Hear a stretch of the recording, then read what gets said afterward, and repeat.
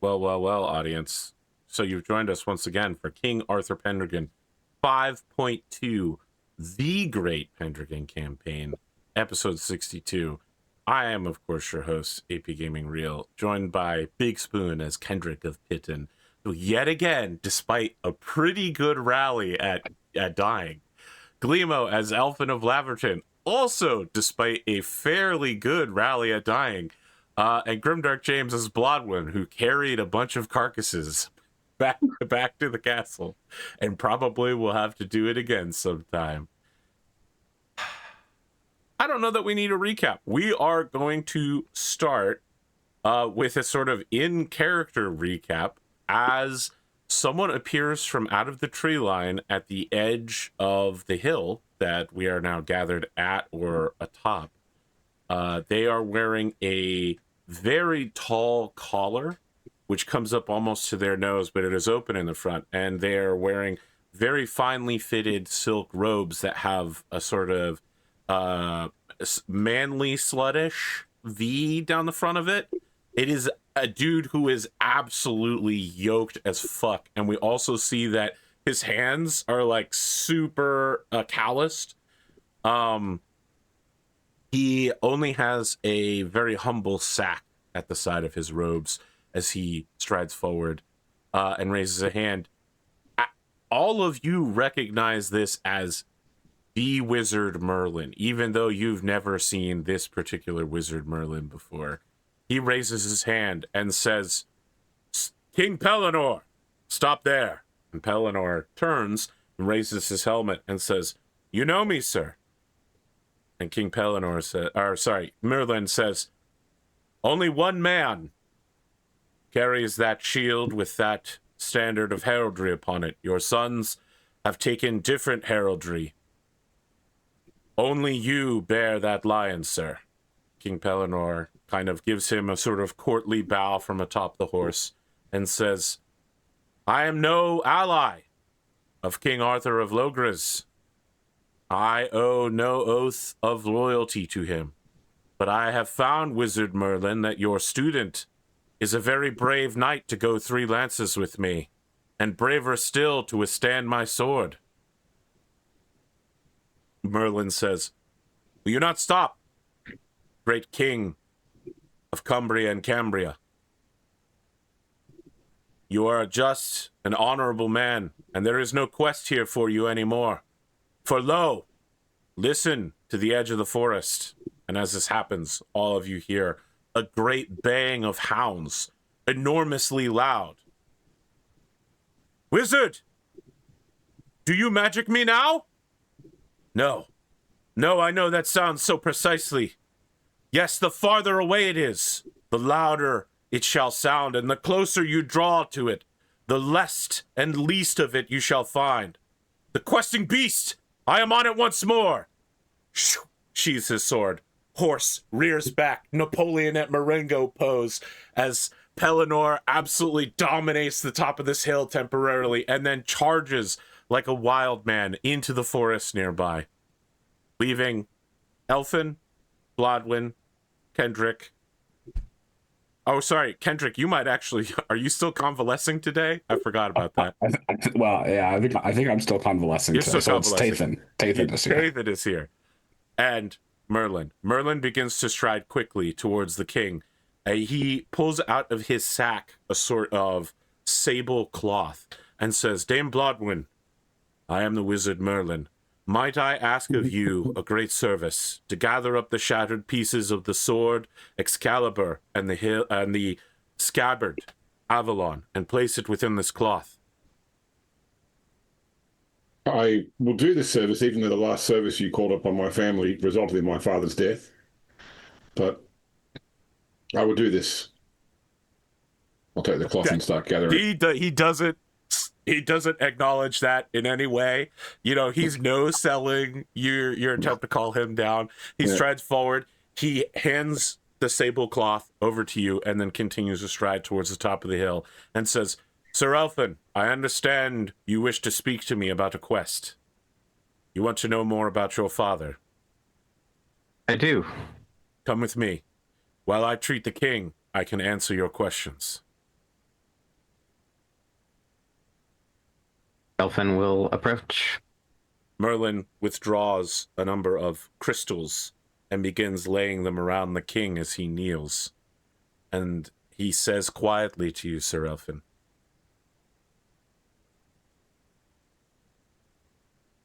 the truth of the matter is that whether your father is alive and findable or he is not, there is no honor to be lost in questing. You have just observed the greatest questing knight of the ages, Sir Pellinor, doing his duty. Even here, driven by his passion for questing, he guarded this well by the side of the road by a river, such that any knight who passed must be challenged by him. There is great honor, glory, humility in allowing your will to be subsumed by the need of the quest. I could tell you the fate of your father, although I think, given that the year's passage has not brought him to you, you know that he is gone. But to find him and bring back his effects or his body is by no means a useless end.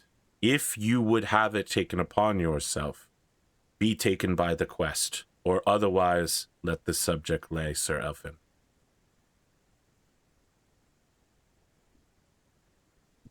I would have the quest laid upon me. There is no need. Family and honor. There is no need for me to lay any such quest upon you. The avalanche has already begun. The pebbles do not vote. You have chosen in your heart to do this thing. You need no permission of mine. Now come, help me lead the king to his horse. We must lay him across it so that he might travel.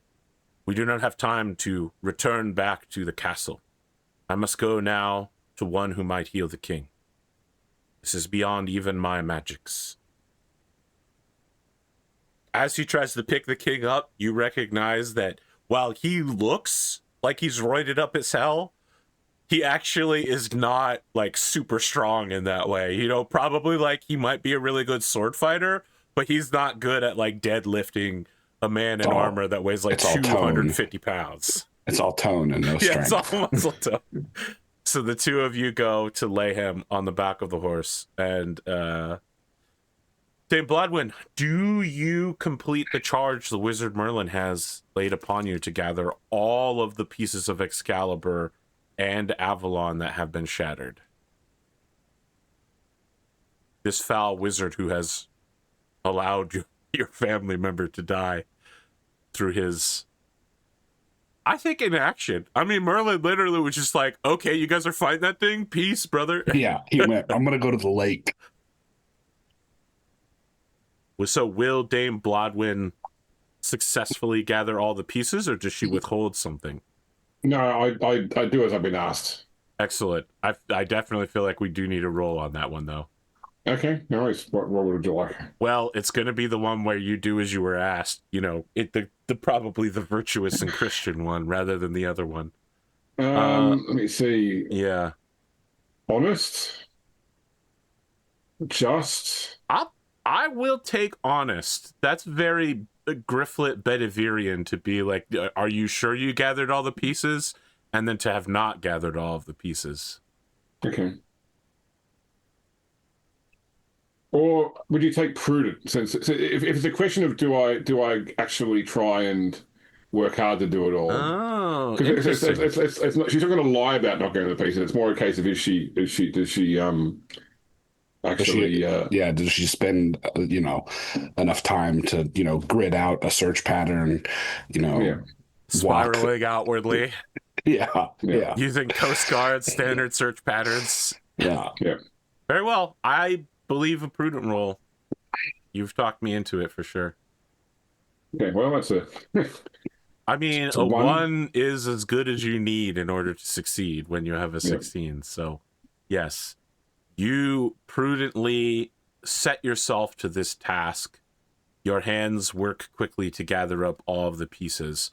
The blade seems strange to you now, as it was shattered in its sheath, the pieces of this shattered sheath do not match the same shape as the sword pieces that have shattered. It is strange and unusual, and it leads you to some confusion, but you manage to separate everything out in a very Narsil, the blade that cut the ring sort of deal. You know, you have the sheath and all its shattered pieces out, and then the blade and all its shattered pieces out after you withdraw it from the scabbard, and then you've laid it all out.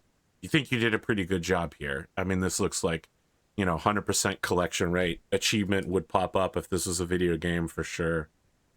You know, you just need to hit 80%, but you went the whole way. So I just got the quest to return 86 blade pieces. and 3 boar livers. I mean, this will unlock. You have to do this to unlock the true ending, where Arthur comes back and saves Britain in the end. You know, the bottom of the screen says 1,500 years later, World War II.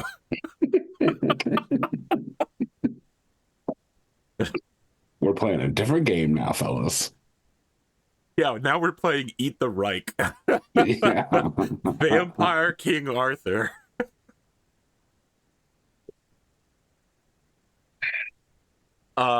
Merlin takes from you the cloth with all of it in, folds it up, gathers it, puts it back in his sack with the crystals, and then with the king laid over the back of the horse, begins leading the horse along the river. He doesn't make any attempt to have any of you follow him. I think Tathan would follow him anyway. Yeah. Okay. I mean, I follow the king out from... I'm definitely following the king for sure. Yeah. Very well. You see that Merlin goes to wherever this river leads out to. And there is, of course, a lake at the far end of this particular river. As the king approaches the water on the back of the horse, you see that mist begins rising. The whole lake is quickly blanketed in a way that is clearly either magical or supernatural.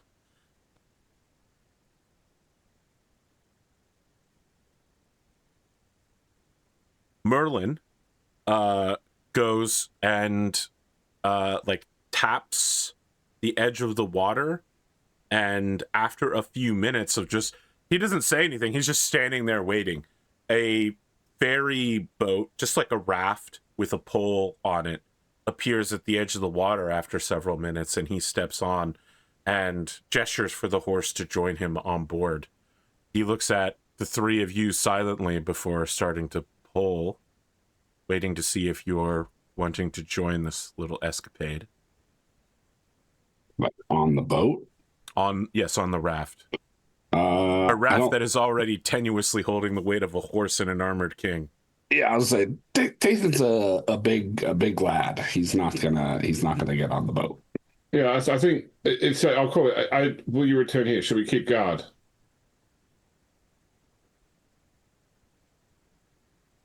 The last time I asked a member of your family to keep guard, Sir Blodwyn, things did not end well.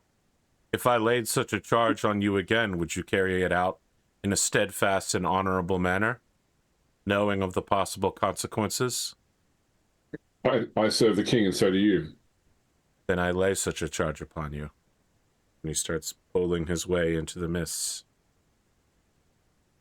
All right, I go and watch duty for Nuke Valise. No such fairy creatures arrive. So, to your eyes, you see nothing, but to the helicopter camera from above, we see that in the middle of the lake, a hand rises out of nowhere. Merlin quietly lays the cloth down. The sword and the sheath sink into the lake. And then after what feels like an indeterminate time, but was really just a few minutes, the sword and the sheath rise back out of the water, reforged anew. The wizard Merlin takes both of them and lays them before the king. The king reaches weakly for the sword, and the wizard Merlin says, "It is the sheath, my king. The sheath is the most valuable object you will ever have. The sheath will save you." Arthur clutches the hilt of the sword regardless, and then uses the leverage of the sword to pull him towards the sheath as the wizard Merlin looks sadly upon the scene. Upon his hand touching the sheath, he is rejuvenated to full capacity, and he rises looking younger than he did from just a few minutes ago, restored to his full strength, sheathing the sword once again. The raft is pulled back out, and the king gladly greets Sir Tathan, Elffin, and Dame Blodwyn, and says, "It is good that you are here, Sir Knights. I do not recognize you, Sir," and he gestures towards Tathan. Sir Tathan, my king. I am the son of Sir Kendric. "Of Pitton. Yes. I have had words with your father many times. He is a honorable man." Thank you, my liege. "Three of you have done me a great service. I owe to you a favor. And I must say, I was very impressed by the nature of the knight who defeated me. My sorcerer tells me that this was King Pellinor. Have any of you had experience with this king of questing before?" My father has. "I would be glad to hear of such tales." I will inform him when he is out of his sickbed. "Never have I been hit so hard as when Sir Pellinor stabbed me with his blade. A man with little fear. Did you see, perhaps, the thrust of his sword?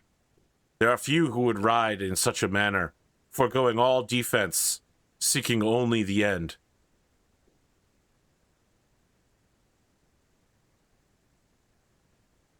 It was quite impressive. As the five of you, it's three of you, Wizard Merlin, King Arthur. Yep, there's the five of you. What about the horse? I mean, I assume all of you brought your horses since you all rode here, but also, are we we want to give the horses names? Snowmane, Shadowfax, perhaps?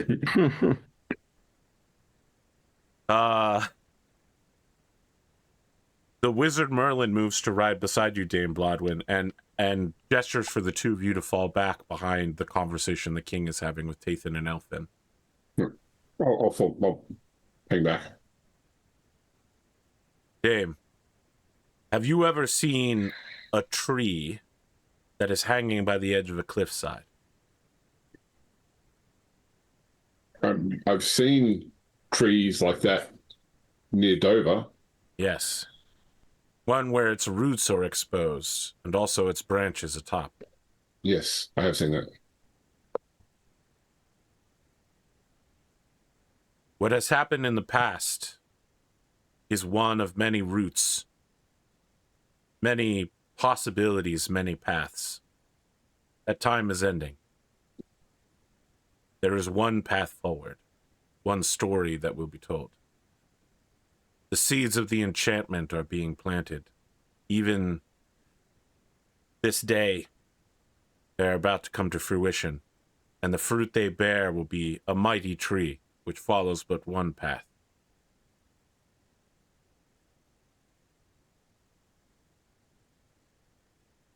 You and your Order of the Axe, you have perhaps observed many Merlins. Would this be fair to say? Yes, I mean, I myself, I can think of at least three, but from the stories I've heard, there are many variants.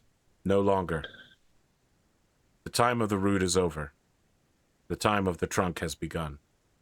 This is the beginning of the end of our tale.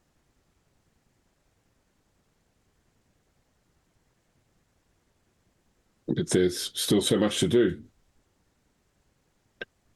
It begins with the sword, and it ends with the sword. These swords are not the same.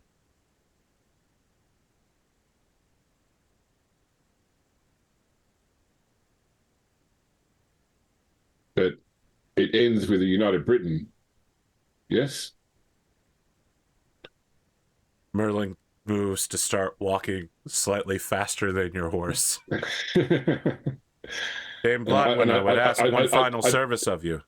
I did a Padme, right?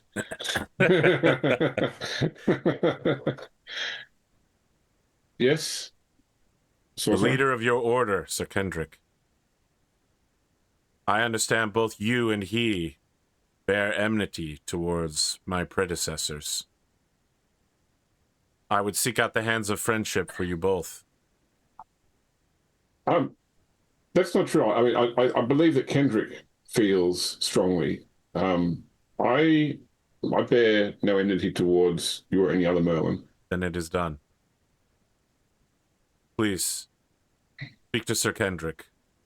Whatever has passed between us is the past.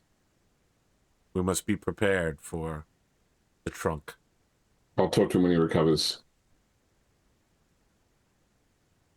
He walks around a tree on the path, so he doesn't catch up with Arthur or any of your brother knights. He just walks around a tree, and by the time you ride past that same tree, Merlin is gone.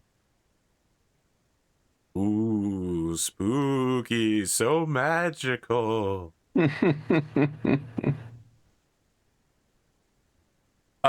Anyone who is injured, 2 Sundays will pass if you need to track the regaining of health. Yep. For those who need to sup upon blood in order to regain their health.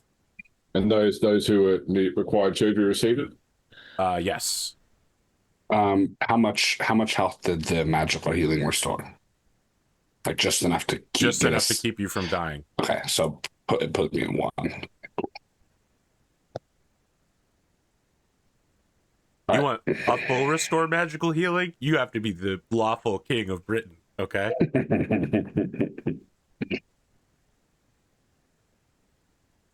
Listen, there's only so much magic to go around until the enchantment begins, all right? The Wizard Merlin has to ration. You know how long it takes that energy bar to refill? How much bread he has to eat in order to get his mana back? For sure. So Kendric is conscious again. Though he is still heavily wounded. It is late spring when a damsel arrives at court, beautifully dressed, but in a strange manner. She has about her a fur mantle as she enters into the court, despite the fact that it is late spring and this is southern Britain, where the temperatures are not so fair as to require heavy adornment of furs. The woman then lets the furs drop once she has been officially invited into court, and many knights nearby rise in shock from the table, for though they may not come to court armed, this woman has a sword belted around her waist. I offer all of you the opportunity to do or say something before time progresses. Not doing anything is also an appropriate choice. You don't have to do anything. Yeah, there's a little quick time event countdown thing at the bottom where, like Telltale Game style. Renegade? I mean, if no one else has approached her, I will approach her. Okay, you approach her. My lady, it's not seemly to bring a weapon into the king's court. I seek a knight who can draw this sword, for it is said that it can only be unsheathed by the best of knights. And then she undoes the belt holding the sheath and the sword and hands the hilt towards you and says, "Perhaps you might be that knight, dame, though I know not your name." Dame Blodwyn, but I can now already tell you I'm not the best of knights, but I can gather others if that's what you seek, if this is perhaps some sort of test. You hear everyone in the court, Rutabaga, rutabaga, rutabaga. In the background, everybody's talking now about maybe I'm the most virtuous knight in the court of King Arthur. Stepping forward, Gawain tries to draw it, and the hilt of the sword does not move. Blodwyn, it seems as if you are refusing to draw the sword. Kendric, Elffin, any chance you want to join the Congo line? I think Kendric probably would. He's got a 14 crowd, so. Very well. If Kendric gets in line, then Elffin gets in line. Ah, there we go. The two of you attempt in order to draw the sword, but there is no glimmer of movement there. Kendric, as you are heading back to the place where the knights are gathered, which now includes Gwent, Seath, and Morwen, are all present, which is very unusual for Seath and Morwen. They've been busy having kids for several years. Glad they seem to be away from home without the children present at this time. So real. Seath goes to draw it, but Morwen does not. And as he puts his hand on it, it almost seems like the sword shakes a little. And he says, I almost feel like I can move it. As this is happening, Kendric, you see beside you the four brothers, Gawain, Agravain, Gaheris, and Gareth. And Agravain says, "It will not be Sir Seath. He is well known to us in the north as the laziest and most incompetent of the Order of the Axe. A vile, they see the sinister, they call him. I will go and draw the blade." And Gawain puts a hand to his chest and says, "Hold up, Agravain. A knight you are not yet. Gaheris, perhaps you should try." And Agravain says, "A knight I am not yet, because you refuse to allow the king to knight me. Should not my own brother lay a blade upon me?" And when that happens, you hear a colossal thunderclap, Kendric, and stepping out from behind you is the wizard Merlin, who says, "There is a prophecy, Sir Agravain, that you and Gareth should only be knighted by the hand of Gaheris, who is a better knight than both of you." And Agravain goes, "What? Wizard? You would alter the sands of time, the hands of fate, and intervene in this matter? Bringing ancient prophecies scribbled by madmen, or perhaps you're Christians? No, I will be knighted by the king, my brother, not by Gaheris. A lesser knight for sure than any that I shall be." And Agravain goes forward, and he goes to draw the blade, and he has to wait at the back of the line because he's not a knight, and so he tries to get in. Knights are getting in line in front of him. Everybody, like even lesser country lords, are just like, "Yep, get by me, kid." When he finally gets up, he too rattles the blade in its sheath, but does not remove it. The wizard Merlin is standing next to you, Kendric. He is not saying anything. He has no staff, no pennant, no emblems, no charms or amulets. Oh, it's Yoked Merlin, yes. Okay, yeah, this is Vegas Merlin. Okay, just to be clear, there's only one Merlin now. It's this Merlin, and it is just Merlin. Okay. I know you guys don't remember this, but back in the day, when they were writing early fantasy fiction Conan the Barbarian shit, wizards were all jacked as fuck, and they carried swords. Yeah. Gandalf absolutely had a sword and uses it constantly. This Harry Potter ass shit of like little twig boys and twinks using magic is not the old wizard ways, okay? The ancient wizards of Wales were absolute fucking barbarians. Anyway, so you're talking to Merlin.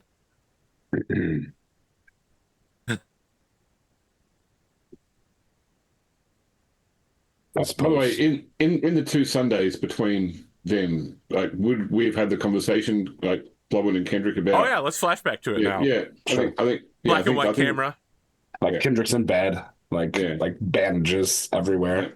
I spoke with Merlin after we saved the king. He said that we won't continue to see other Merlins. It will just be the one Merlin now. Has any Merlin ever claimed that before? Not to my knowledge, no. They always spoke of other Merlins. He said that the time of enchantment has come and that now we'll only see the one Merlin. He also asked whether those of us in the order that bear ill will towards him will set aside those differences as matters for the past and focus on a future where we work together.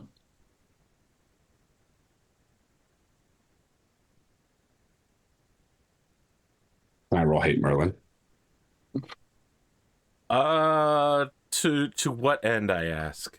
If it's successful, then no, Kendric will not set aside his hatred of Merlin. Great. Now that we've got the options bookended, yes, please go ahead and roll it. No, Sounds like you hate Merlin. So Kendric say, the wizard has caused me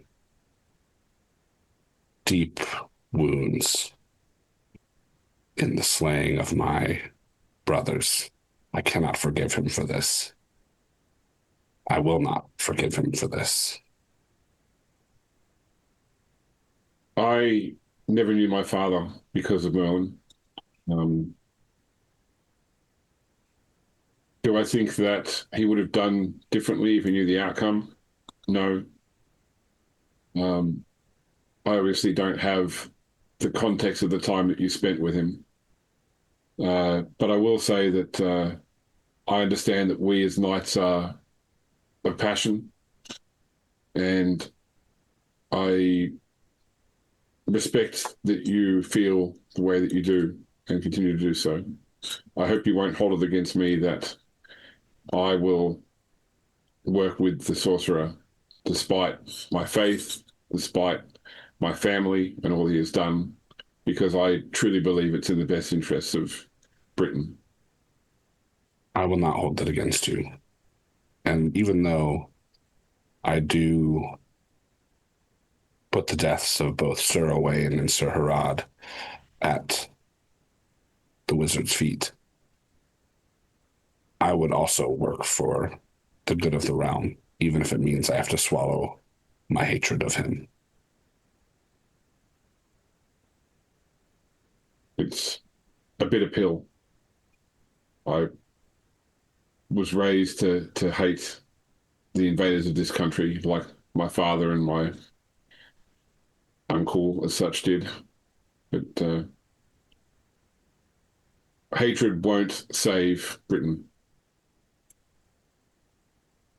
Anyway, I'll leave you to your convalescence.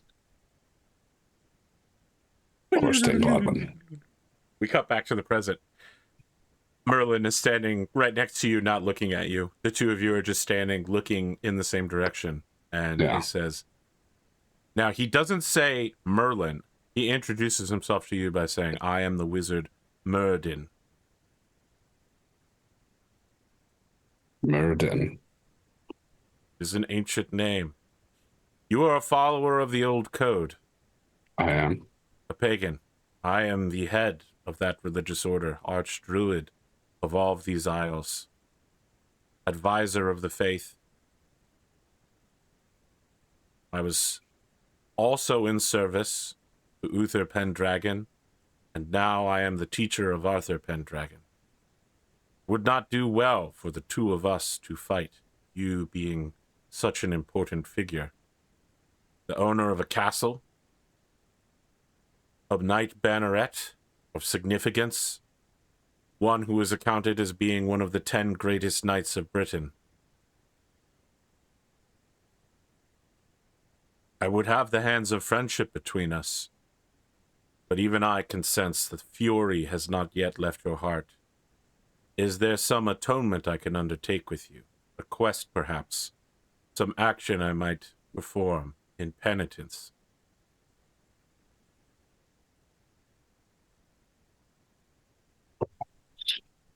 I will think on it. The scars that your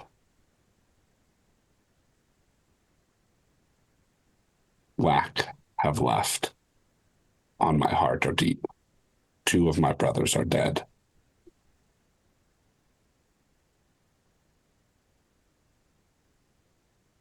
they were the first.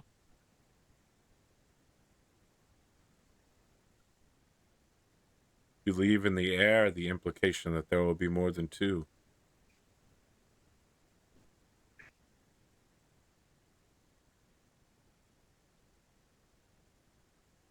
I believe that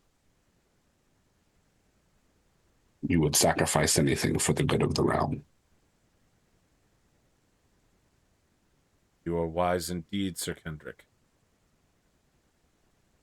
He turns to look at you finally, and there is something old in his gaze. Something far older than the shape of this man before you, and he says, "What would you sacrifice for the realm that you owe your loyalty to? Have you not given oaths of service?" I have. And I would sacrifice much. Almost everything. And yet you blame me for I will take the last step. I will sacrifice everything for this tale. Mm-hmm. It is the only way to see it through. I'm not so heartless as a wizard, though. You hate me because I do my duty. Think on that, Sir Knight. I will.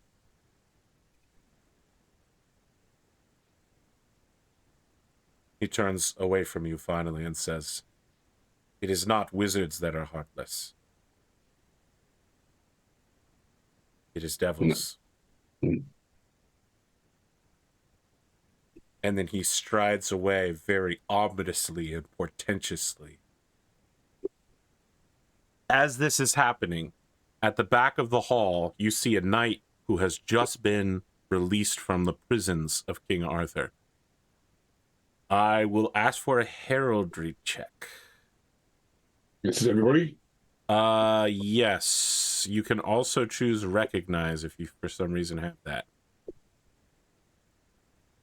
I will recognize. Very well. I will not recognize because I failed. Yeah. Sure. Oh, so close. Close. 13 on a 12. 10 on an 8. 10 on an 8. None of you recognize who this person is. As the damsel is attempting to leave, she finally passes the sword to Sir Lanceor, a prince of Estragales. Some have called him the son of the King of Ireland, although there does seem to be some question as to whether that is truly true or not. But as she turns to leave, she almost runs into Sir Balin, who puts his hand upon the sword and draws it. The woman says, "I certify that this is a passing good knight, and the best that I have ever found, and most of worship without treason, treachery, or villainy, and many marvels shall he do. Now, gentle and courteous knight, give me the sword again." The sir, who you, again, none of you know, looks at the sword almost as if entranced by it. "I will take fairy lore."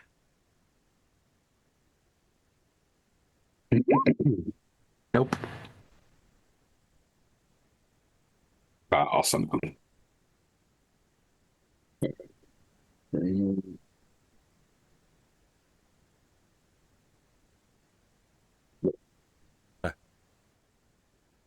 There is a glimmer of light down the sword that almost seems to reflect in the eyes of this knight. He says, "Nay, for this sword I will keep, but it taken by force from me." The damsel says, "Well, ye are not wise to keep this sword from me, for with it ye shall slay the best friend that you have, and the man that you love most in the world, and that sword will be your destruction." The knight lays the sword upon his shoulder and says, "I shall take the adventure, that God will ordain me, but the sword ye shall not have at this time, by faith of my body." The maiden begins running from the room, weeping and saying, "Ye shall repent this in a short time." Second man, who looks a familial connection to this first knight, moves forward and says, "Ah, Balin." And the knight holding the sword says, "Ah, brother, Balin, you shall be known as the Knight of Two Swords. Let us go get your other sword, brother, and let us ride out on this adventure that you seek. And the two of them immediately try to do a dap up, and they perform a critical failure of the first dap up in history. Everyone in the hall watches the two of them fuck this up so badly. It is embarrassing. All of you feel shame watching it forth as you watch the Knight of Two Swords stride out, King Arthur calling him back and urging this knight to stay and be of service to this court. Sir Balin begs his leave to depart as he is leaving without any shamefully any attempt to placate the king, and is dismissed. Several moments later, as this knight has left, trumpets blare, and the herald announces another visitor, a lady of the lake. She is blinding in resplendent gowns, which wash and flow around her like wisps of fog. For those of you that attended, which does not include Kendric, but does include Tathan, to the lake, it is somewhat reminiscent of that. She reminds King Arthur that she recently gave him the sword Excalibur, and therefore he owes her a boon. He agrees that he will do whatever he can to pay her back without losing honor. And she says, well, I ask for the head of the knight who hath just won a sword, or else the damsel's head that brought it. I take no force, though I have both their heads, for he has slew my brother, a good knight and true, and the gentlewoman was the causer of my father's death. The king claims such a gift would besmirch my honor, lady. I must ask that you name another prize. She says, nay, there shall be no other gift that I ask. At this point, to the shock of everybody here, a fully armed knight with two swords walks back into the hall, sees that lady, and begins walking up to stand next to her and the king. I need an awareness check from everybody. The game is really trying to throw you guys free check marks here, is all I'm saying. Yeah. Success. I can't buy a good roll tonight. Kendric and Blodwyn, please check mark awareness. Both of you recognize the mailed fist of Sir Balin is clutching upon his new sword. I mean, coming into this hall wearing a sword and armor is crazy, but to have your hand on the hilt of the sword is insane. He's also approaching the king. Yeah, I guess try and like shuffle between him and the king, and like look for like the king has armed guards in the court as well. There are no armed guards besides Sir Brastius. I mean, Kendric will basically, Kendric and we'll shuffle, we'll move up and stand between, or at least close enough to intervene should this dude like. Right. Blodwyn, Kendric, both of you mark down that you get 5 glory this year for trying to stop Sir Balin. He shoulder checks both of you out of the way easily in full armor and just literally slides past you in the way that you have done to so many peasants on the battlefield. Moving forward, Brastius stands from his seat and moves to block him. Balin undoes the sheath of his new sword and cuts the head off of the lady standing next to the king. Her blood spills all over the king and over his bloody sword and over Balin. And the king leaps back and says, "For shame! Why have you done this? You have shamed me and all of my court, for this lady I was beholden to, and hither she came under my safe conduct. I shall never forgive you this trespass." You hear the wizard Merlin say nearby, "This is murder in the king's court, a double felony." Everyone begins screaming, "Traitor, felon!" I think, I'll join in with the screaming, British Parliament. Yep. But shame, shame. Murderer. Balin is fully armed and holding a bloody sword. Finally, the king quiets everyone down. "Only mine own hospitality, which you have violated, prevents me from having you killed here and now, former prisoner of my court. Depart forever, wander the woods as a homeless wolf, for this court is now bound against you. Balin says, Sir, me forethinketh of your displeasure, for this same lady was the most untruest lady living, a witch, and by enchantments and sorcery she hath been the destroyer of many good knights, and she was the causer of my mother as she was slain, through her falsehood and treachery. This is an evil woman. No courtesy or service has she done to you. The king says, whatever reason you have, you should not have done this in my court. You will be sorry for this, believe me, for this is the worst thing that has ever happened here. Therefore, get away from me as quickly as you can. Balin bows to Arthur, takes the severed head of the lady after he has cut it off, and departs from the court. Immediately, knights begin to move to chase after Sir Balin, but springing forward, Sir Lancior immediately, like he was already getting armored up, gets on a horse. Would any of you like to follow this, or do you just want the Merlin helicopter cam of the scene?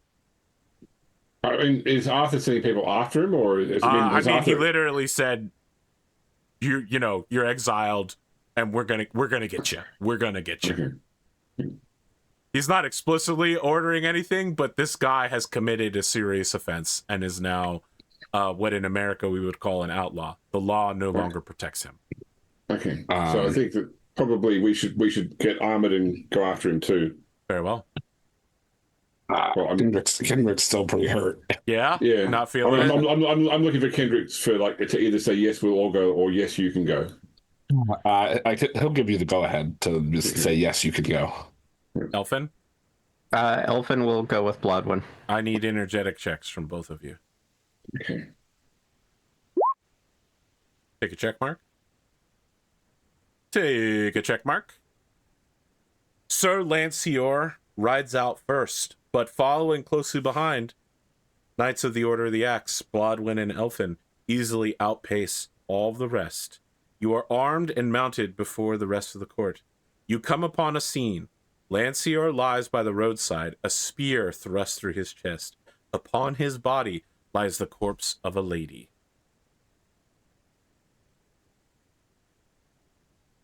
Nearby, there is a nobleman amid his entourage, seated on like a folding chair, and many people nearby are weeping. Was this done by Sir Balin? Aye. A knight with two swords. Make a heraldry check, and you get a +5 to it. Okay. No. Can we both make it? Yes. Success. Okay. You note that he is a knight of Cornwall, which means he is an enemy of the court of King Arthur. He is deep in enemy territory right now. The man stands and begins speaking of the tragedy of what he saw here, and says, I, a knight of two swords, was set upon by a knight with a single sword, a normal number of swords. The two of them jousted at each other for a time until at last this princely man, who's tempted to stop the foul deeds of the knight of two swords, was slain. Upon him fell a maiden, whom exclaimed that she was his most faithful damsel. She have taken up her lord's own sword and slain herself in the tragedy that he has fallen. The two of them are now dead, and I am moved to weeping and poetry. I have already asked the nearby clergymen and the peasantry, though this is not my land, to take up the local Celtic ruins and disassemble them and make a totally rad tomb nearby. And we're gonna absolutely eulogize Lancior. Which way did the Knight of Two Swords go? He points. Blodwyn, shall we away? The wizard Yes. Merlin appears from behind a tree and goes, Ah, the tomb of Lancior, so it begins now. Someday the world's two greatest knights will fight upon this tomb.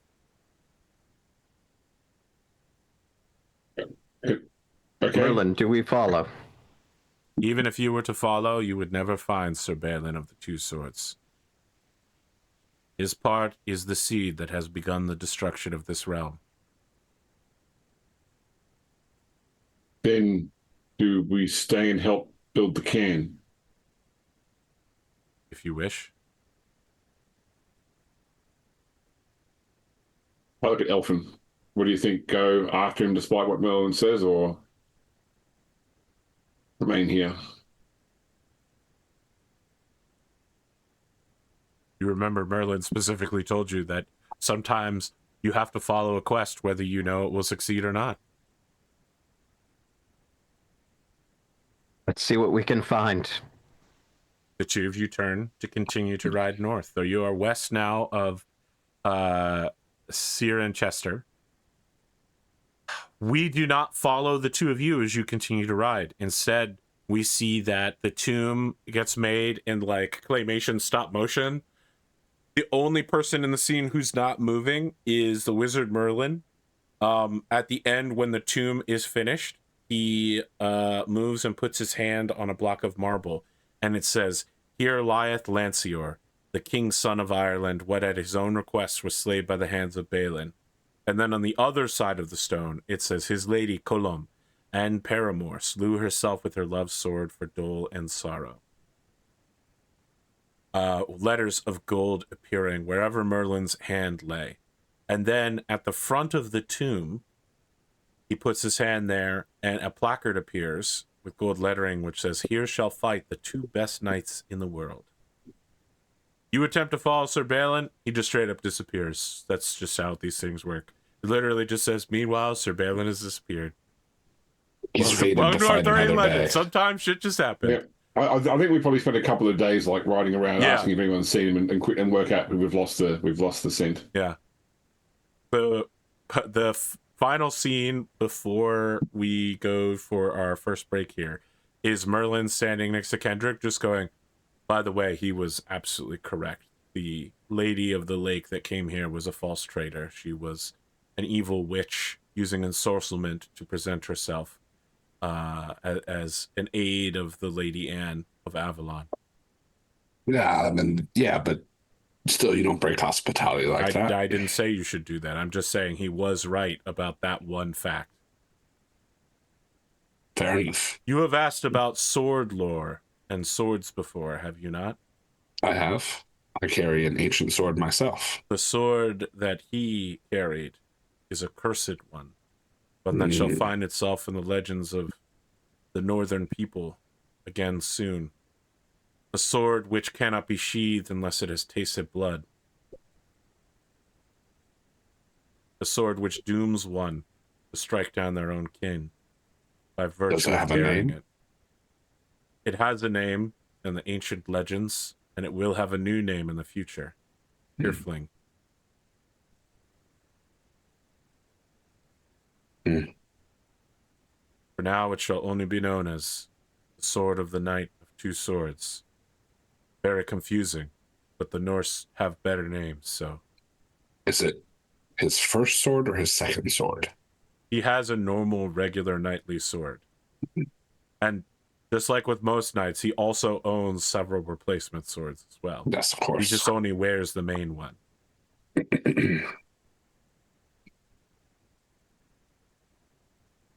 Have you given some thought about the penance?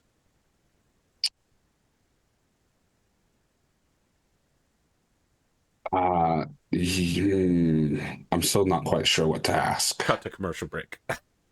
We'll be back in about 5 minutes. This is like an half of the show. Oh, that's right. It's going to be a shorter episode than normal because we got to get Glimo to sleep. Exactly. Spoon, I'm just glad I know that you know how circles work. Okay?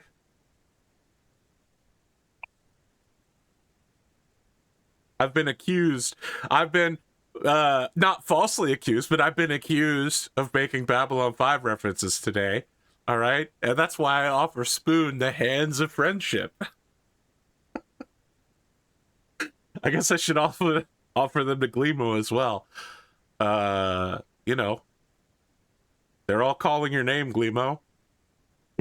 My supporters, your victims. My victims. Okay. Great news for anyone that's injured. You get another 6 months of Sundays. Sorry, 6 weeks of Sundays. 6 weeks. 6 weeks. Right, that'll put me at full. Yeah, there are 6 Sundays in 6 weeks. Yes, that's why I said there are 6 weeks of Sundays. I'm glad we all understand critical thinking, basic arithmetic, interpretation of the English language. I now have less hit points than my son. I mean, you still had less hit points than your son before, but... Yeah, that's right. I have a lower maximum hit points than my son. There we go. In mid-May, Merlin and the Lady Nynaeve visit the kings of the north, spreading tales that on this May day just past, a famous boy was born. They hold all the royal families within the glamour of their prophecy, and when they depart, the magical pair take many newborn boys with them. By midsummer, Arthur takes the war to the Northlands. He invades Malahut, where the king has gathered a few allies. This is a classic enemy, the Centurion King, who you have faced off with several times already, Spoon. That guy. He was a dick to me. I about said he was a dick to us, but no one else was there. The Humber River cannot be crossed against opposition, so Arthur moves quickly through Rostic, whose cities surrendered quickly. He at last meets the king of Malahut, the Centurion King, on the borders. The river Bassus is the river of southwest Malahut, upon which sits Castleford. The battle is fought upon a low hill, upon which the Malahut army awaits Arthur's troops. Now, before we run this battle, we do need to resolve a situation that has been established. Kendric, you are injured. Also, Gawain has been placed in your care with a very specific charge that he not, A, be allowed to go over to the side of the King of Malahut, who specifically is a close ally of King Lot, and B, he also not feel any guilt slaughtering his own countrymen. Because not only would it be bad if he fought Arthur, it would also be bad if he fought the allies of King Lot. Both would be a disaster. You have specifically been asked to keep Gawain in your care and out of harm. However, you yourself, earlier this episode, said that Kendric is a proud man. And He is. You specifically know that you fucking hate the King of Malahut, the Centurion King. Okay? I do. And there's so much glory to be gained at this battle, fighting at the side of King Arthur. So guess what? You have 2 duties, 2 oaths, and you cannot complete both of them. One oath you have to yourself to gain glory and honor and revenge yourself upon your enemies. And the other is to take safe care of Gawain and keep his sweet baby ass from getting in the middle of a bunch of fights that would be politically bad. I'm going to ask you what you feel like you should roll to resolve this critical flaw in your oathing. Just so that we're aware as to why I'm super hyped about this, this is King Arthur Pendragon, the role-playing game.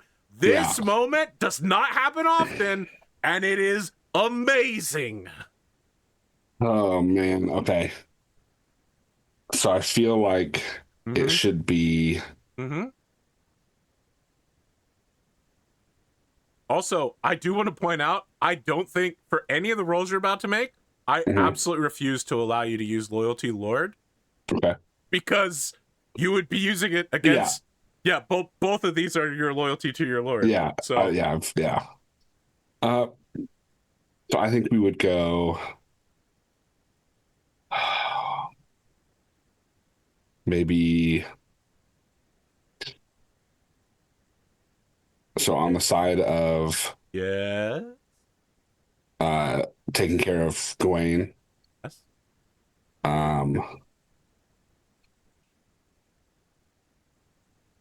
Maybe like just. Okay. But then on the side of wanting to fight in the battle, I would say honor or proud. Yeah, because like I feel like because that's like. I mean, honor is a passion. I think you could call honor on behalf of proud. but I Okay. don't think you would roll Okay. passion versus just. Yeah, so we'll do just versus proud then. Okay, whichever one of these ends up being higher on a success is going to be the winner then. Okay. And you could also, you very clearly could move your scores around on some criticals here.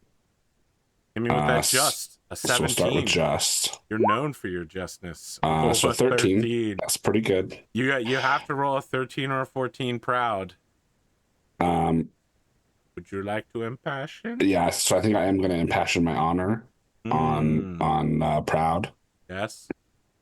So that's a success. Okay. So you have a so 19 plus proud? 5, yeah. Yep. Oh, I fumbled my proud. Oh, okay. Okay. So move he the has score to over. eat. Put check mark in modest. Put a check mark in just. Put a check mark in honor. Yep. What's your proud's now 13, modest 7. You tell me what a critical fumble on proud looks like. The moment of humility has come. Kendric opening his arms wide. Temba. I have a mechanics question, and Sure. it could be that because it's a trait, this doesn't happen. Sure. If you fail on the roll with a famous passion, does that count as a bad thing for passion? Oh no. That's just if you that's just if you fail the impassion level. Okay. Yeah, you don't like have any madness or anything like that from failing. Okay, that was what. Okay. So I think this presents itself as a conversation with his son, as they're like. You want to do both sides of the conversation? Sure. Yeah. Well, I think it's going to be more of a monologue. Oh, great, good. As the game master, I'm always glad when somebody else entertain me, Spoon. So like they're like getting ready for the battle. They're like their squires are armoring them up in the same tent. And Kendric is looking over at Taith and he says, I cannot ride with the order today. Even though my heart wants to, and my oaths of duty to my brothers are strong, but I must acquit myself to the king, and he has asked me to care for his brother Gawain during this battle to keep him safe and keep him from kinslaying. And there comes a time in every knight's life where you will have moments such as these where you must decide where your oaths lay. Even though they may take you in two different directions, you have to choose. And the only thing you can do is choose the route that you can live with.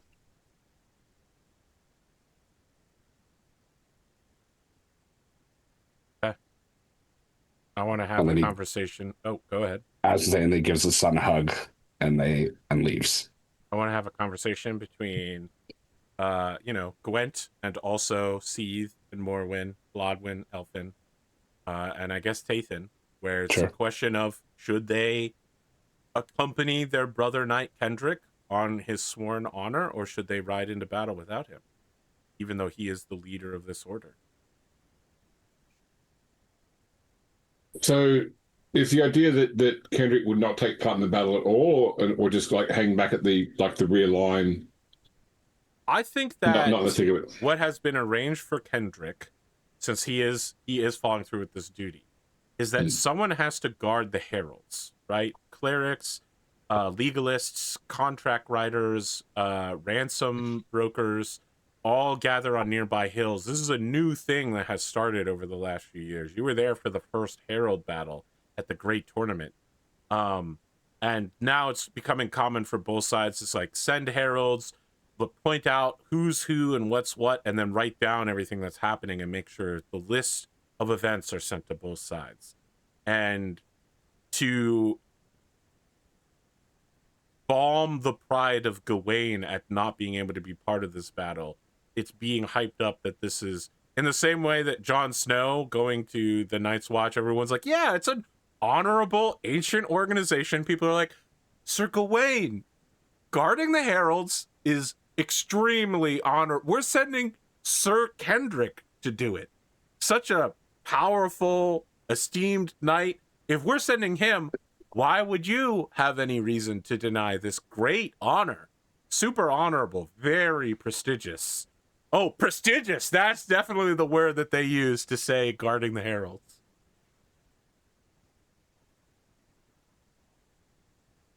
That's right. You guys are being asked if you want to skip the battle or not. Lose out on all that glory, but accompany Kendric. Well, Sir Kendric, you're a great leader in battle. Could one of us make an oath to you to take? I'd be willing to take Gawain to protect the heralds, if it would free you up then to lead men in battle to a well-deserved victory. The king has, so this is Kendric. The king has personally charged me with this task. I cannot, in good conscience, hand it to another. Then I cannot accept honor and glory denied to you, and I will help you in your mission. Very well. I leave it to each order or each member of the order, whether you would ride in the battle or shepherd the king's brother with me. Elffin? I shall lead the order into battle then on your behalf. There it is. It's just going to be 7 rounds of battle with Glimo. Oh no, Tathan's going on the battle too. Yeah. Then I volunteer to roll who the enemies are then. Oh, what if I just had you play all the enemies? I roll for them. I can do that, yeah. Yeah. I'll just check out here real quick. Hold on, let me get the combat tracker open. Kendric steps up to Elffin and he says, you served me well as a squire. You have served well as a knight. Lead well in this battle, and may glory come to you. That means so much, Sir Kendric. I shall do you and the order proud. And they give like a man shake. Mm-hmm, Yeah. mm-hmm. Huge fan of man.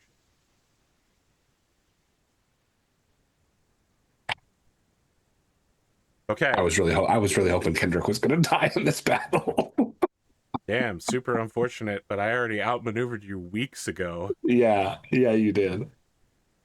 But I forgot about it until just now, and I was like, oh, that's right. I told him I would take care of Gwen. That's right. Oh, I did no. make a sworn oath to my liege lord's liege lord. Oh man. Okay. That's right. There's plenty of battles in the Boy King period. Yeah.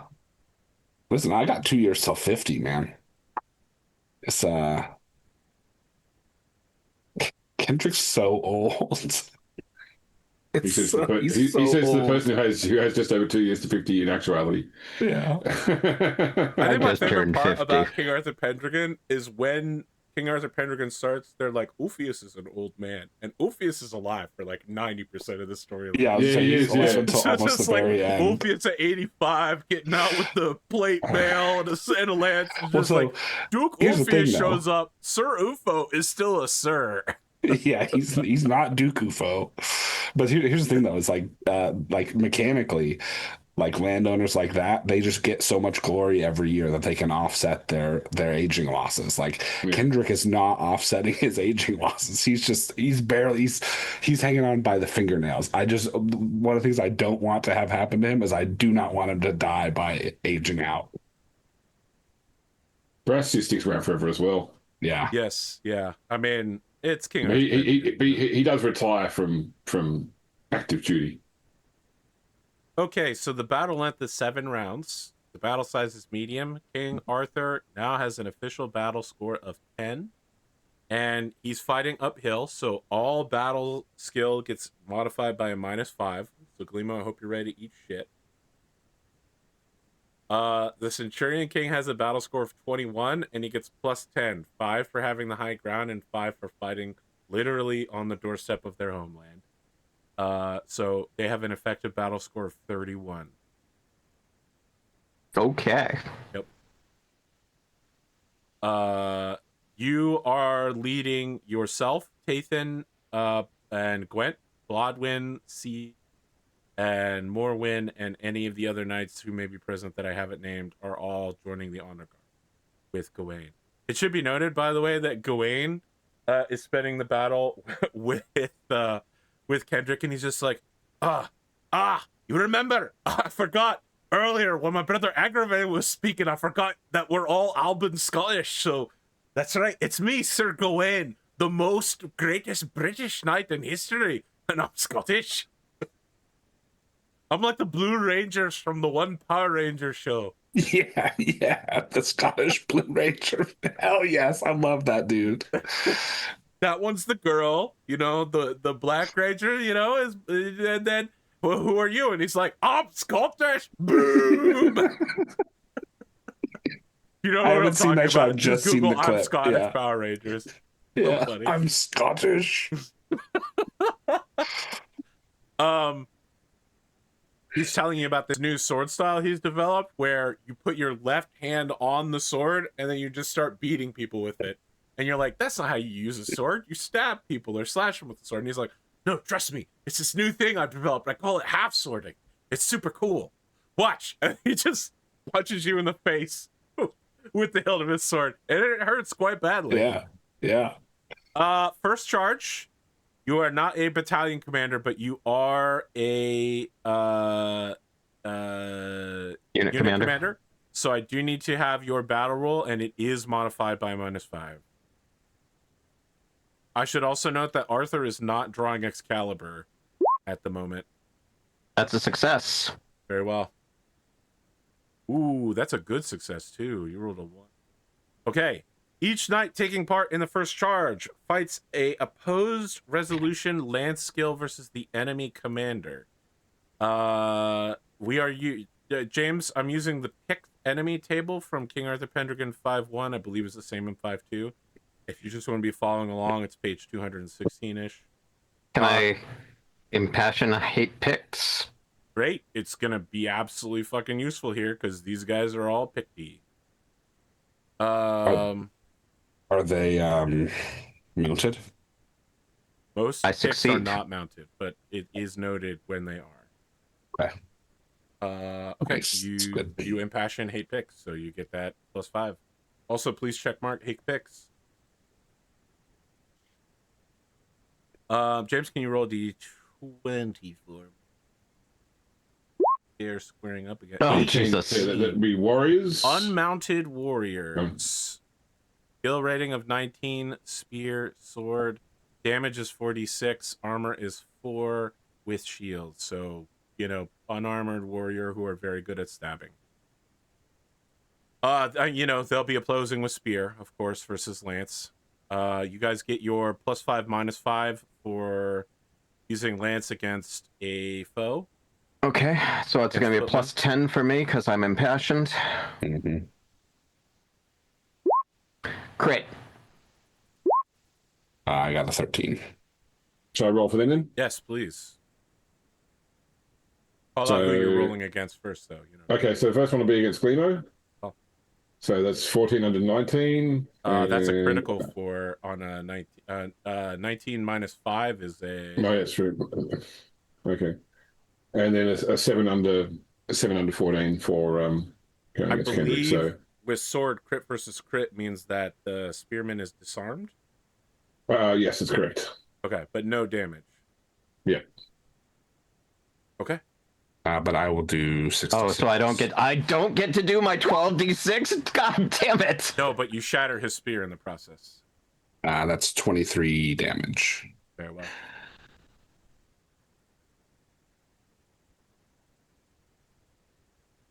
I didn't think we'd get to this fight today, I'll be honest with you.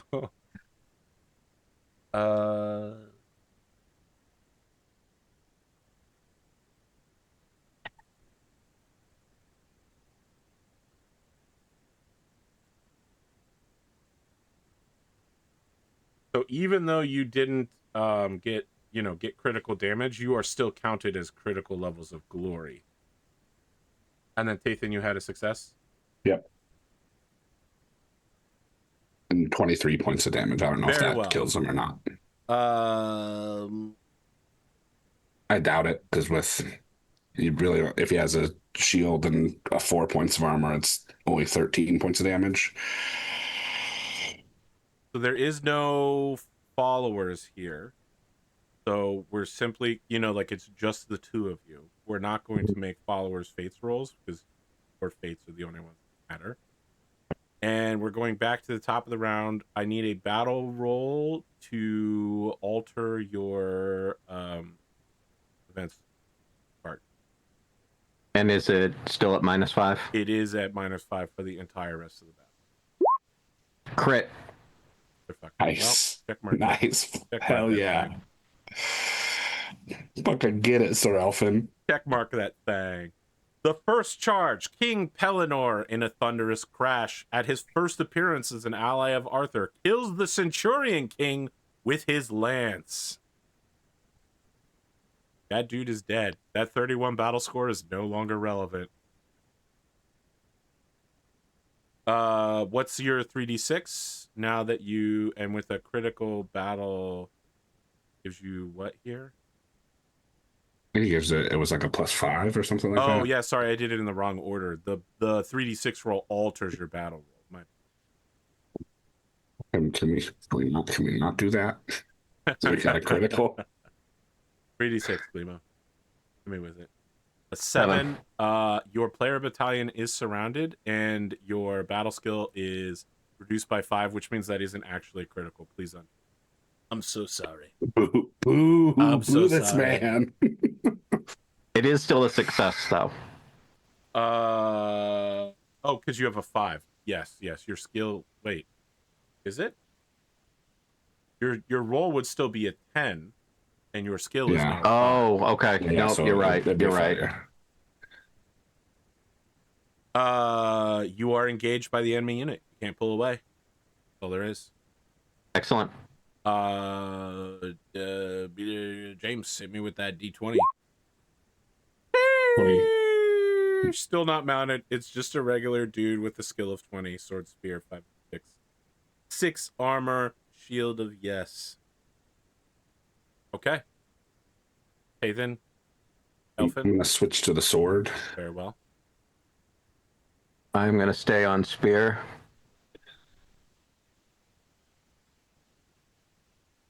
You said they're not mounted? They're not mounted. Okay. Crit. 15. Okay, so against Glimo, 2 against Spoon.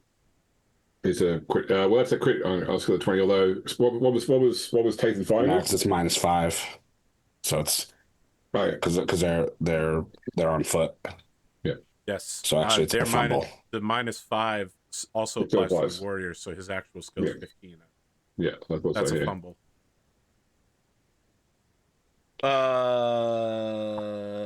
So Kendric gets to obliterate this guy, I guess. So I'm rolling 10d6 against him. Yeah.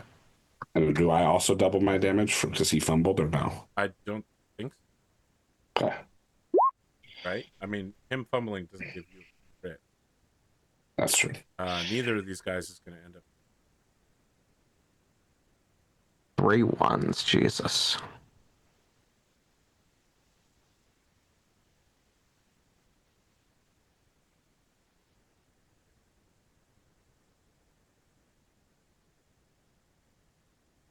I mean, if he's got no armor, that's... He does have 6 armor. Okay, so Very 24 well. damage. Failed, so no. Warrior has a hit points of 30. I mean, he's going to take a major wound and Yep. a knockdown, but he's not dead. I guess we And- could and check to see if uncon- you can imprison him. Sure. Yeah. Squire roll. Well, he has to check to see if he gets knocked down first. I mean, he 24 damage. He's knocked out. Double the size. His size is 16. Oh, okay. So these are big lads. Yeah. Okay. Are you doubting the size of a Pictish man? I'm not. Not anymore. Are you I was sorry? Are unfamiliar you with getting their game. contentious with Scotland? The Scots sure are contentious people. Okay. Then we are doing 3d6 battle roll from your boy. 36 is a 14. Ooh, that's good actually. That's on the positive side of the go. You have enemy battalion outnumbered. You get +5 to your battle roll. Please show me your power. So that means it'll be flat. Yes, because you don't have the minus. Well, you're countering the -5 from Countering the -5. Yeah. fighting uphill. Success on battle. Ooh, get to engage, disengage, or withdraw to the rear. Engage. Very well. Please, my good man GrimDarkJames. If you're a D20, it will be 6 warriors and missile armed.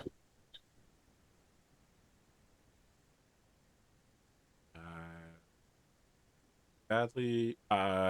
You guys know what to do. You go ahead and roll. I'm absolutely on the wrong page. They're on foot, right? Yes. There are no mounted challengers possible. Okay. Special. Battle. Success. Also success. Called the Centurion Knight, not the Centurion King, not the guy who is mounted. So these guys, they had the missile rules, so they get to fire the missiles first.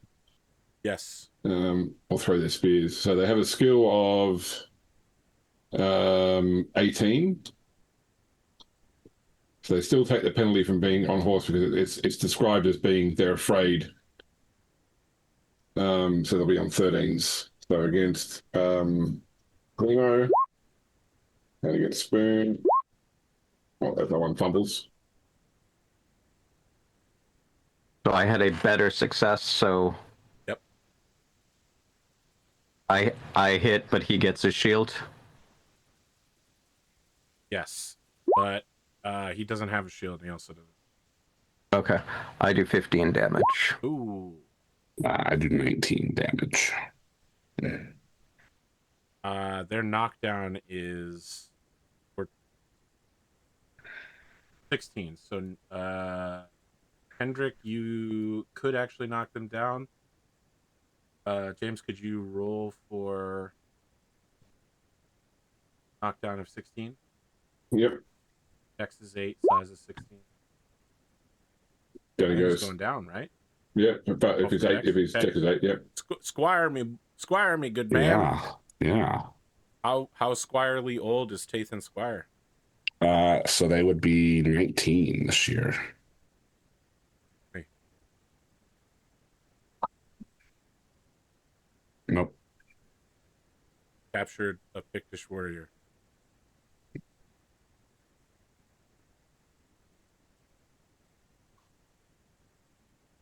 All right, we're up to 3d6 again. Now hold on. We are cutting to the heralds. You are old. Let's just be clear. You're old, Kendric. Mm-hmm. Your sight isn't what it used to be, like a younger man. The men around you who are rushing around with lenses, one of them excitedly stands next to you and goes, "Good show, old sport. Looks like Tathan just captured a Pict. Just a regular guy. Just a guy running around in woad with no armor and no shield. a steel sword and a wooden. Or sorry, they don't even have swords, right? They're throwing just a regular guy throwing javelins. He's just a normal, regular guy. Aren't you proud of your son? Look, I'm marking it down here. Going to be part of historical records. Very good. Very I good. mean, those would be useless in 7 years when Jesus Christ, the Son of Heaven, returns and we all get raptured up into the sky. But, you know, for now, you'll be... Look, you can read, right? You can read Latin. You can read right here. Tathan, son of Kendric, took down a Wodish warrior and captured him. Very good. Joanne nearby is visibly vibrating in anger and frustration at wanting to ride down and join the battle. It's hard to tell which side he wants to join. He just seems really excited to be part of a battle. Yeah. Just to catch us up on a little news, King Nentres of Garloth is dead. He is killed. Sir Galgantis, son of Nentres, is inspired and wreaks havoc throughout Arthur's ranks. And now, Galgantis' side continues to wreak havoc. You have a chance, Sir Elffin. You may attempt to break through and attack Sir Galgantis, currently Prince of Garloth. I will take that chance. See, you don't need to roll the 3d6. You can just go absolutely crazy. Now, the question is, are you or Tathan squaring up against him? I'm guessing I have the higher glory. Boy, Dathan has like under 3K. Okay, yeah, I'm just under 6, so.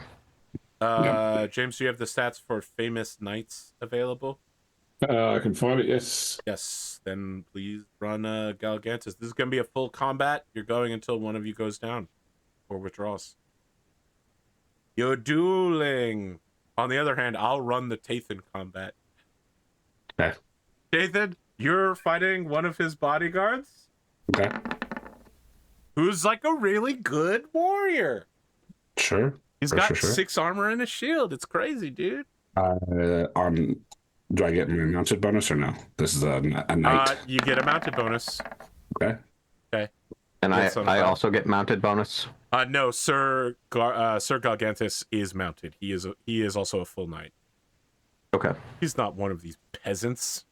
So I get. But he is succeed. Pictish. Yes, he is Pictish. Okay. So I get +5. Somewhere out there, some British person who lives in what was once the Kingdom of Garloth is going to be really upset that it. Success. Okay. And he's rolling with, I guess, sword skill. And is he inspired? Like, is he inspired? If James chooses to make that roll, that's his. Okay, well, he's Oh got no, a sorry. passion- He actually in fiction he is inspired. He is already impassioned. Yes, he does Okay. get the +5 to everything. Okay, cool. All right. Ooh. So his roll will then be a total of, it'll be a crit because he gets a total of +6 to that. +7 to that, sorry. Ooh. Kendric, can you roll me some damage versus your guy? And then we gotta be quiet and let the other two do their little. 17. So Glimo, you still get shield. He does 39 damage. All right. 21 goes to my armor, so that means 19 damage. That's gonna hurt. That is a major wound. So I check. So 19 damage.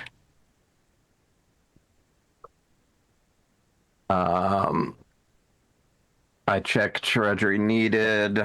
I lose an attribute. Hold on. Roll 1d6. I lose a point of appearance, so I guess I got a cool scar, but it's not that cool. This is a major wound. You need to do a test against your current remaining hit points to stay conscious. All right, so I lost. It was 19 damage, so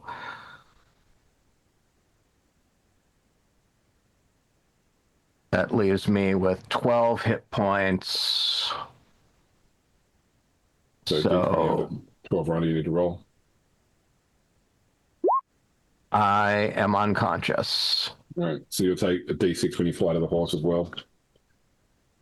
So a further 1 point of damage from falling off the horse.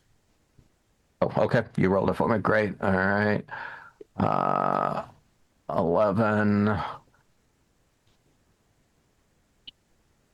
Okay. I will roll for my squire to fetch me. My squire gets me off the battlefield. Cool. Tathan, you want to square up against this guy? Oh, I don't know. I mean, just let him here, go? let me. Yeah, he did just Destroy Elffin in a single yeah, blow, yeah, full of passion and fury. yeah.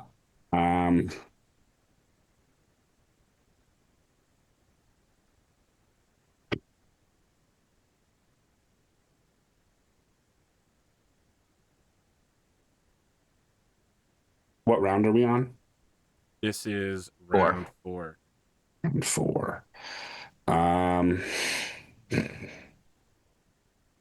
Just for a side note, my investigations indicate that the Kingdom of Garlant is now known as Clarence. I don't know where that is in Britain. The Duke of Clarence.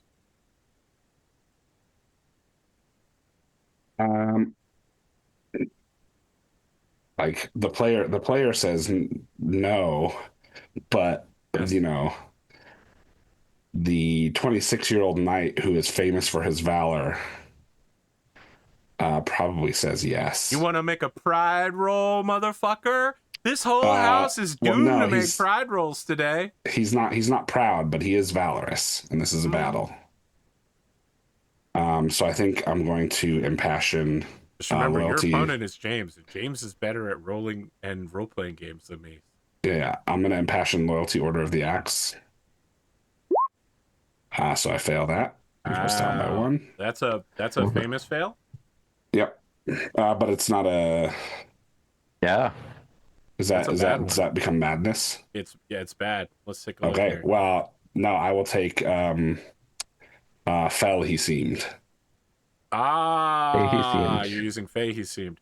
If used in combat, you immediately abandon any sense of restraint and ride out to lock yourself into combat until your stamina or blood run out. Cool. You must pursue enemies and seek out special battles at any opportunity and engage enemy unit leaders. Well, this guy's literally leading the entire enemy battle force. Yeah. It's melancholy, not madness. Okay. Oh, is it? Oh, okay. Yeah, because you didn't he's doing this one way or the other. He's still... Yeah, but melancholy is still quite bad, though, right? It doesn't... Melancholy doesn't kick in until the end of the battle. Yeah. All right. Yeah. No passion here, but let us remember that you're melancholic. Mm-hmm. Not a great year to be from Pitton. That's all. So are we fighting? We're fighting. Yep, we're fighting. We're doing it. Okay. Let's do it Disney style, where you both look at each other and one of you goes, "We're fighting." We're fighting. That's another crit. 21.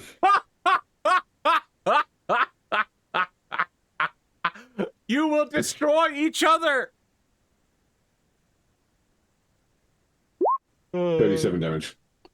So I take 21 off of that.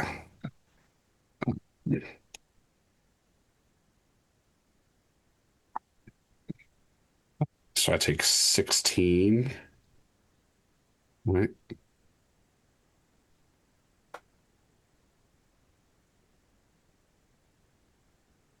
So I have 17 hit points left. Tathan is still up. Is that a major wound? Yep, it is. Here, let me test. Tathan is still up. So anyway, James started last. You'll need to age as well. And he's still mounted as well. 6 is nothing, yeah. Oh, yeah, and check me horsemanship. Good. Okay. Keep going?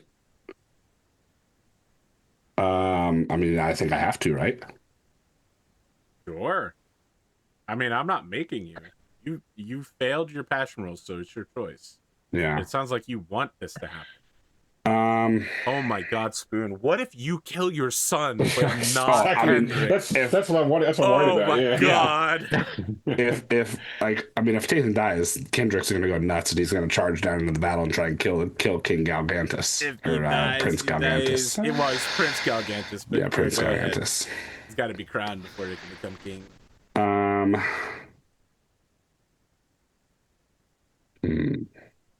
I mean, the odds are not in my favor, especially of surviving another strike.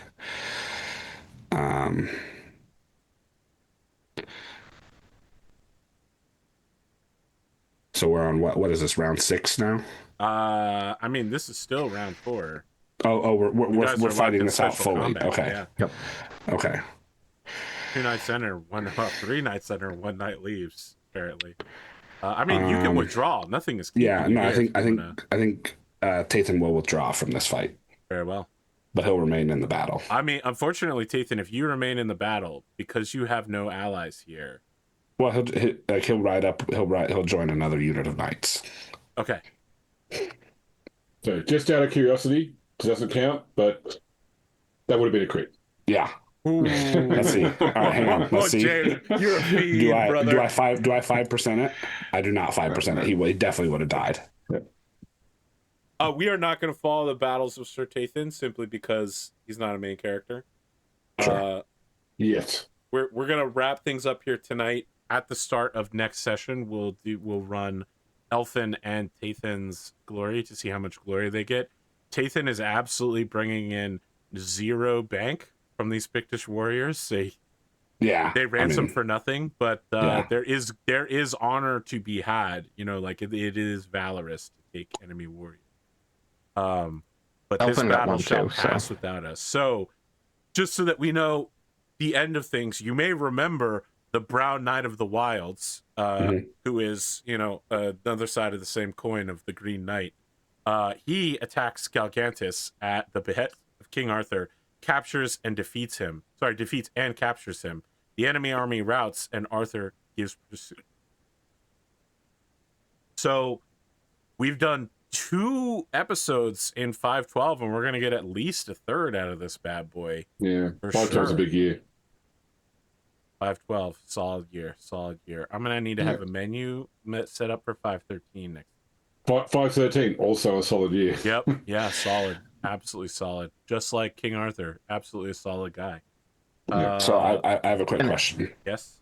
As far as tracking glory for the rest of this battle, do we just assume like the average for the rounds for the 4 or 5, 6, 7? What is it? 5, 6, 7? Yeah, for Tathan.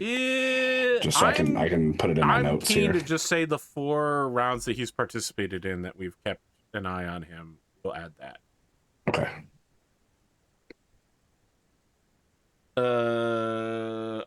He's gonna have plenty of if you ever die, he's gonna have plenty of opportunity to get his own glory on the front lines. Do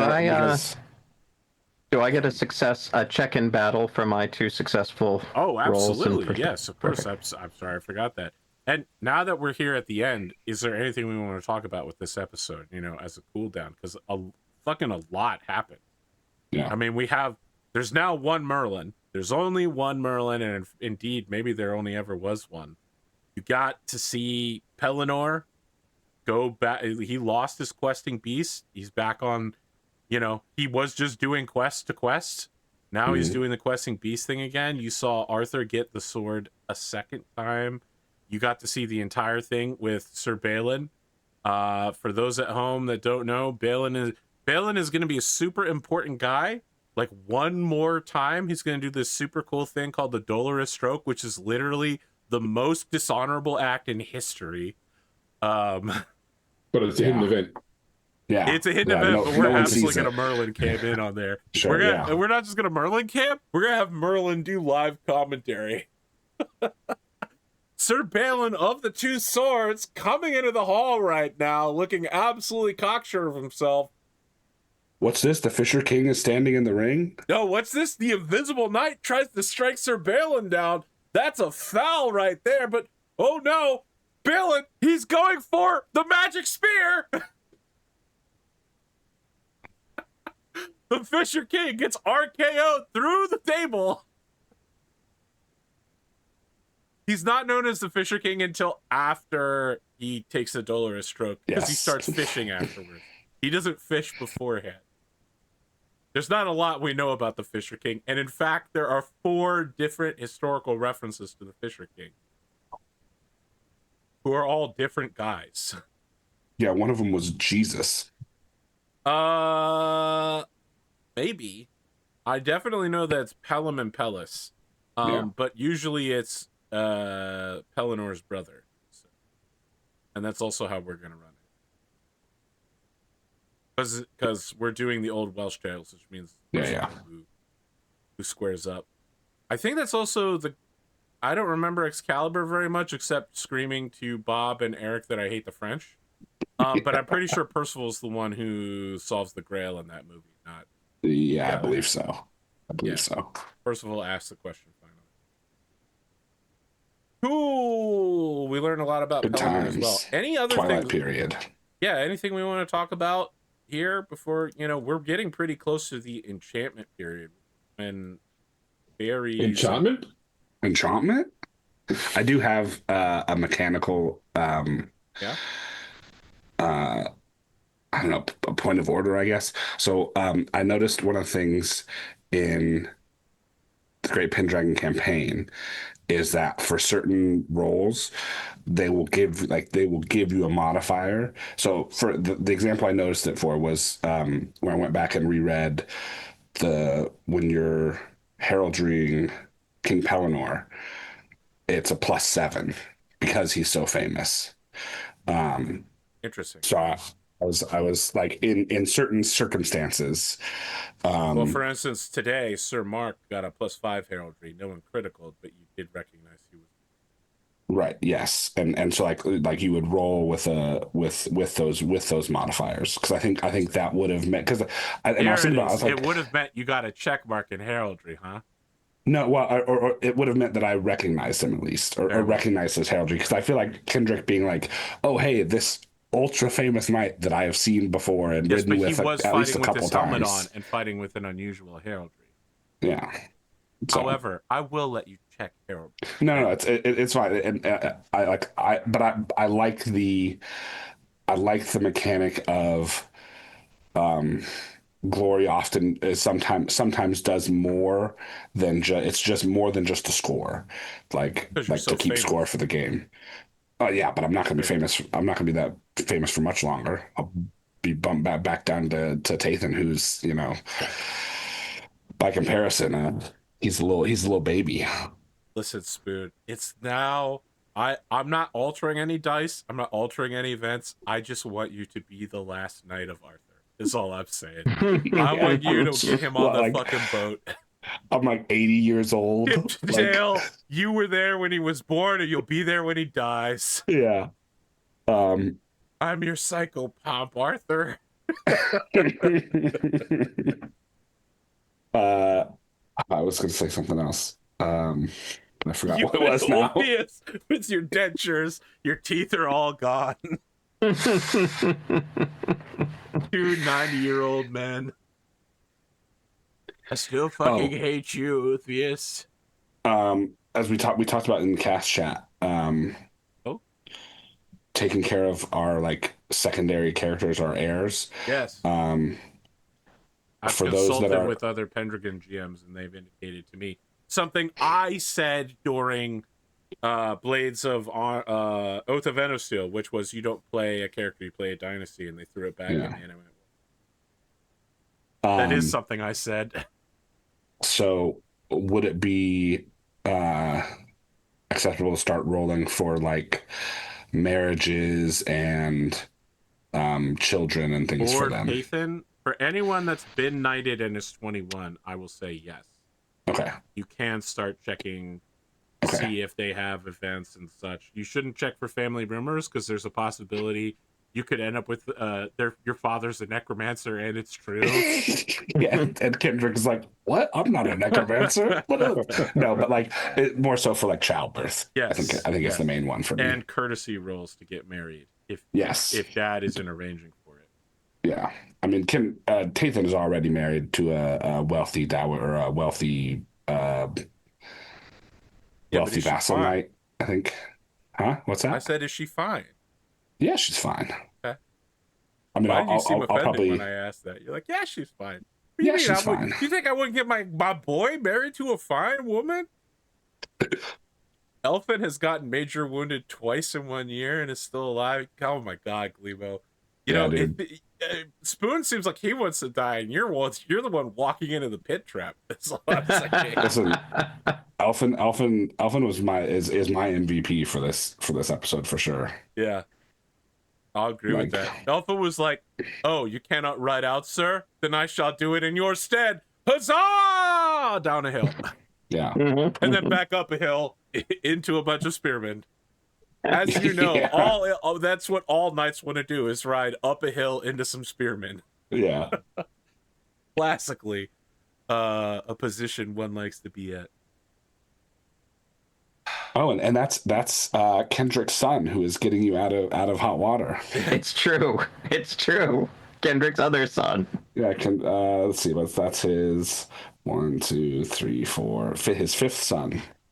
James, I want to thank you for participating as the bad guys today. Normally, Yeah, I play all the bad guys. destroying us. Today, you were truly villainous in a way that I could never match. I especially loved your reveal at the end that you would have credited. Yeah, it took me back to Rogue Trader. Oh, The joy which I destroy my friends. we're good for next week, right? Let me check. There's 1 week I definitely can't do. Let me check which week it is in March. I can't do. It is next week. I can't do. Sorry. Oh, Very okay. well. We shall see each other again in 2 weeks at this time place. Then, shall we agree to meet and end the year of 512 once and for all? Possibly. Perhaps. Yeah, I definitely commit to maybe do that. It shall be a campaign. Will it be great? Perhaps. Will it contain at least 2 Arthurs? Yes. Look, bitches.